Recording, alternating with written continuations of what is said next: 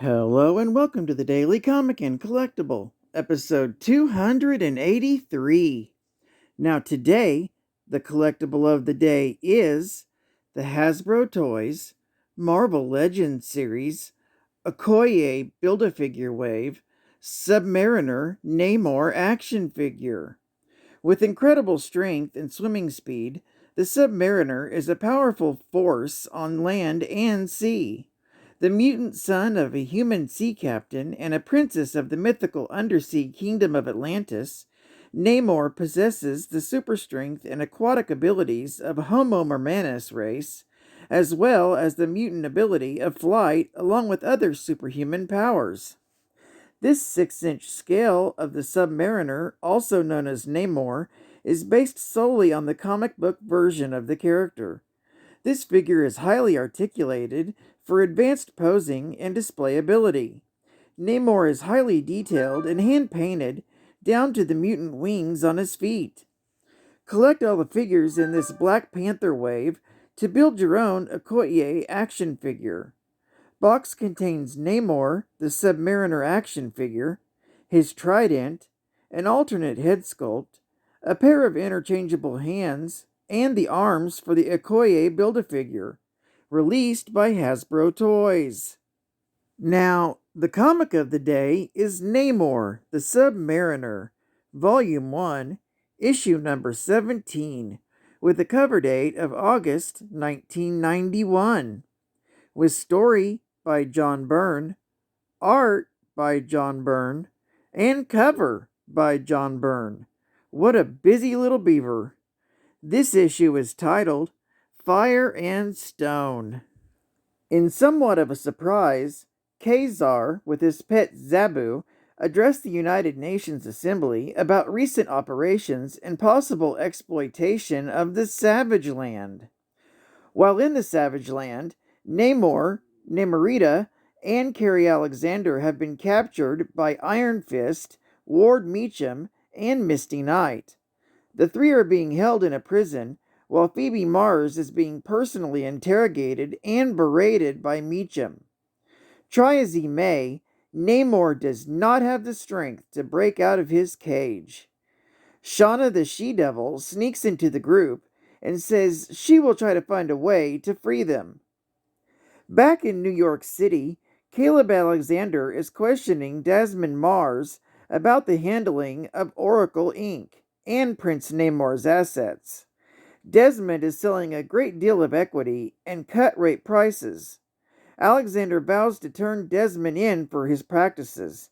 As Caleb turns to leave, Desmond Mars attacks him from behind, killing him on the spot. Back in the Savage Land, Namor urges Shauna to retrieve the bestial Griffin, who is foraging in the wild. She retrieves the Griffin, who quickly flies to the aid of his master. With their combined strength, Namor and his party soon remove the top of their cage. However, the group is almost immediately engaged by Ward Meacham's mercenaries. Ward Meacham privately berates Phoebe Mars. Eventually, he slaps her. Misty Knight enters and is outraged. She urges Ward Meacham to stop. Meacham also belittles Misty Knight, telling her that Danny Rand is not who he appears to be. Iron Fist enters and tells Meacham to be quiet.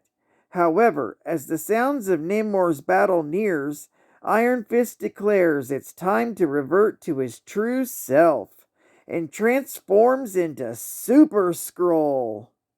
This story is continued in Namor the Submariner, issue number 18. Geek Fact: when just a child, Kevin Plunder and his father, Lord Plunder, were attacked by Magor and his tribe of barbaric man-apes.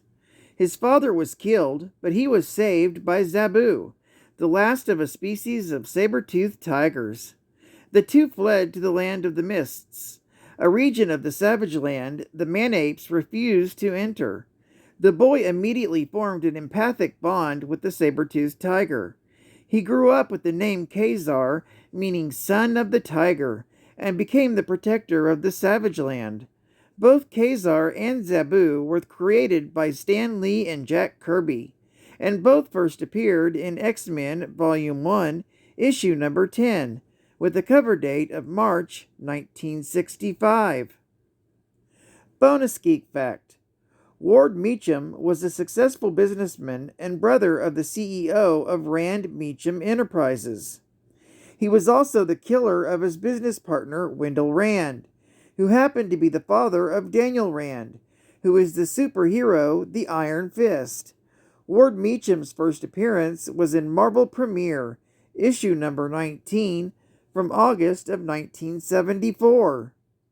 Another bonus geek fact: the Griffin in this story was John Horton. He was captured by a group called the Secret Empire and was experimented on with a mutagenic serum.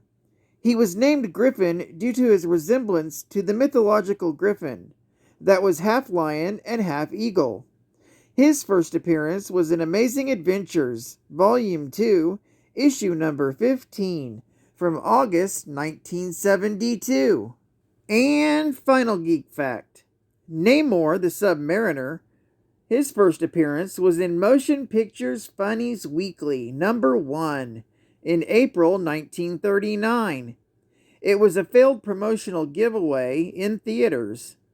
But his first appearance in Marvel Comics was in Marvel Comics, issue number 1 of October 1939. Well, I'd like to thank you for joining me for today's Daily Comic and Collectible, and I hope to see you again tomorrow. This is Cat Fan Comics Man, and I'll catch you on the flip. Over and out.